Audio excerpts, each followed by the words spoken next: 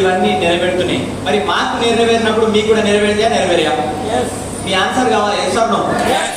So నమ్మకం తీసుకోండి, ఈ రోజు డిసైడ్ అయిపోండి, ఖచ్చితంగా మీ డ్రీమ్స్ కూడా నిలబెడతాయి.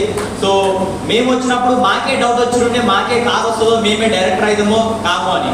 కానీ ఈరోజు కొన్ని వందల మంది డైరెక్టర్లు అవుతున్నారు, కొన్ని పదుల సంఖ్యల కార్లు వస్తున్నాయి, రోజుకు 1, 2, 3 కార్లు వస్తూనే ఉన్నాయి టీంలో.